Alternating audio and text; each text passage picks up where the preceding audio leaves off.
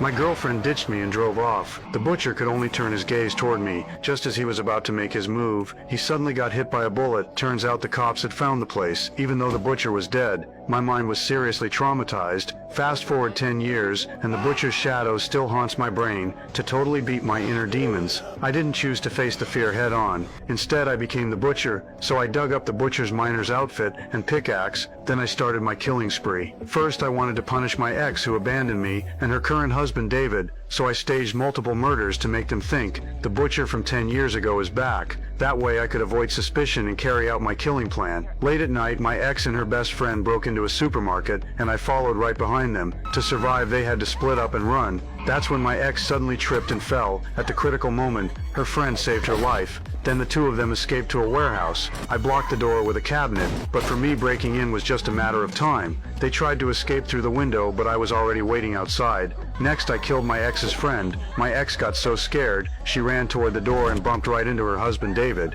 Even though I didn't get to kill her this time, I deliberately called her up and told her the butcher from 10 years ago was dead. The current butcher might be her husband in disguise, and the evidence was in the mine from 10 years ago. Then I tricked my ex into getting in the car and planned to take her into the mine to kill her. But after some investigating, her husband immediately called her and told her I was probably the butcher. He also said I had mental issues, but what did it matter if she knew she was going to die by my pickaxe anyway? But just as I was getting excited, she grabbed the steering wheel from me. That caused us to crash. I got knocked out cold, but she got out of the car and quickly called her husband. David told her to head to the cabin in the woods, but as soon as she walked into the cabin, I showed up dressed as the butcher. She didn't suspect I was the butcher though, because only her husband knew about the cabin, so she mistook the butcher for her husband.